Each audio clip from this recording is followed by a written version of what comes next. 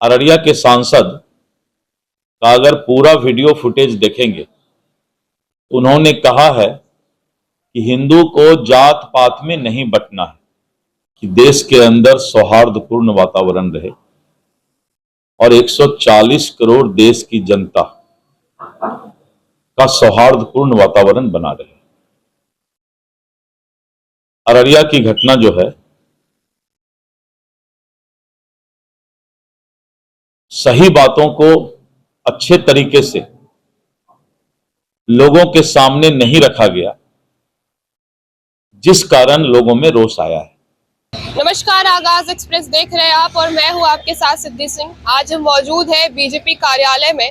जैसा कि हम जानते हैं कि गिरिराज सिंह ने हिंदू स्वाभिमान यात्रा की जो है शुभारंभ की थी और ऐसे में अररिया के सांसद प्रदीप सिंह का एक बहुत ही भड़काऊ बयान आया है, जिसमें उनका कहना है कि अगर अररिया में रहना है तो हिंदुत्व यानी हिंदुत्व को अपनाना पड़ेगा। ऐसे में हम तमाम मुद्दों पे बातचीत करेंगे हमारे बीजेपी के प्रदेश अध्यक्ष दिलीप जायसवाल से। तो आइए इस वीडियो के जरिए जानते हैं कि उनका क्या कुछ कहना है इस चीज पर। अररिया में अगर रहना है तो सभी हिंदू को एक बनकर रहना चाहिए, लेकिन उसी को दूसरे तरीके से परोसा गया। अंतिम 2 लाइन को मीडिया के कुछ आजकल बहुत सारे यूट्यूबर वगैरह चले, आप लोग उसमें नहीं दिखा दिया कि अररिया में रहोगे तो हिंदू बनना होगा, जबकि ऐसी कोई बात नहीं। हिंदू बनना होगा यानी हिंदू बन के सबको रहना होगा जो हिंदू की अलग अलग जाति है। उसके बाद भी उन्होंने एक लाइन कहा कि आपस में हिंदू में सबको शादी ब्याह करना पड़ेगा, यानी सब लोग एक बन के रहो।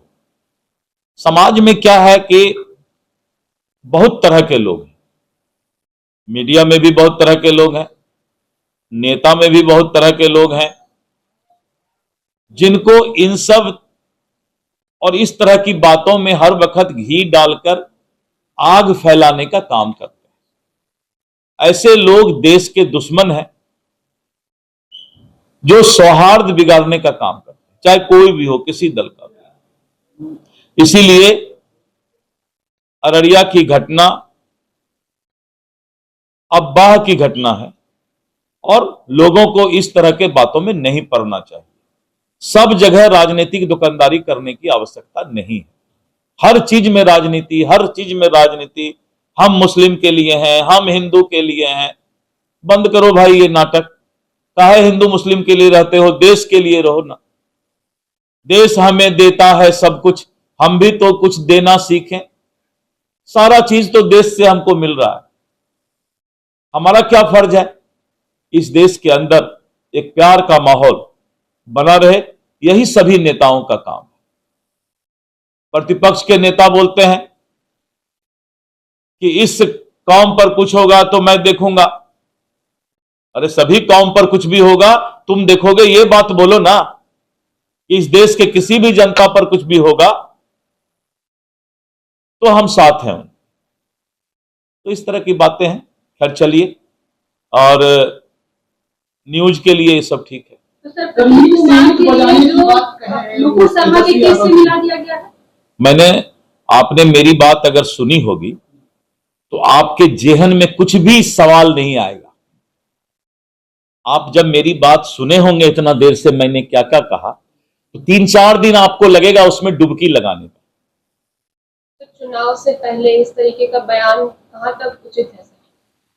देखिए, चुनाव अलग चीज है और चुनाव से इन सब चीजों को कुछ भी जोड़ने की आवश्यकता नहीं। किस तरह का बयान? मैंने कहा बयान को तो मैंने समझाया, फिर भी आप बोल रहे हैं इस तरह का बयान। इसका मतलब है कि आप जनता में काफी आक्रोश दिख रहा है। अररिया में जो मुसलमान समुदाय है रोड पर आकर के कह रहे हैं मुस्लिम तक मांगनी पड़ी। मैं बता रहा हूं ना कि मुस्लिम भाई को अब्बा फैलाकर भड़काने का प्रयास किया गया। तो सर, इस केस को नुपुर शर्मा के केस से जोड़ के भी देख सकते हैं, क्योंकि वो तो नुपुर शर्मा की बातों को तोड़-मरोड़ के डाला गया। क्या चाहते हैं कि देश में आप क्या चाहते हैं, क्या ये बताइए? नहीं सर, क्योंकि जिस नहीं बताइए हमको। नहीं, हम दूसरा बात पूछ रहे हैं। आप क्या चाहते हैं कि इस मुद्दे को पूरा आग लगाया जाए? बोलिए, आपकी अगर इच्छा है तो बताइए कि ये इस तरह का बात अगर देश में हो, हिंदू मुस्लिम हो, आपस में लोग लड़ें, तो अगर आपकी इच्छा है कि ये बात और भर के उल्टा सीधा बात आए।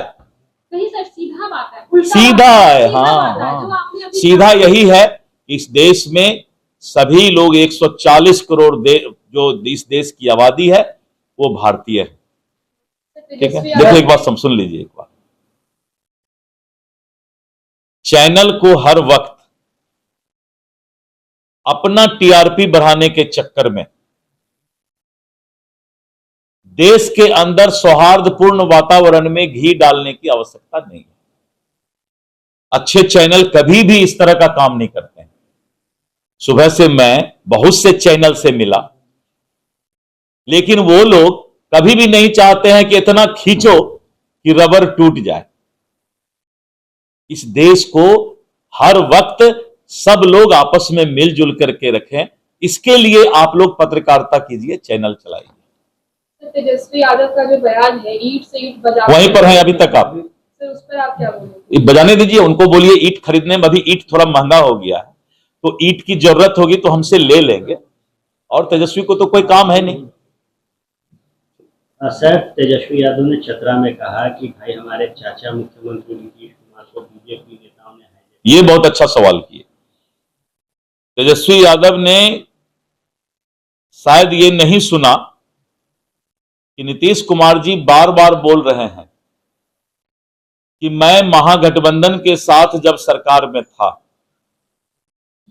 तो घुटन महसूस कर रहा था, लूट मचा हुआ था, और जब मैंने असहज महसूस किया तब मुझे उसको अपने गठबंधन से कान पकड़ के बाहर निकालना पड़ा।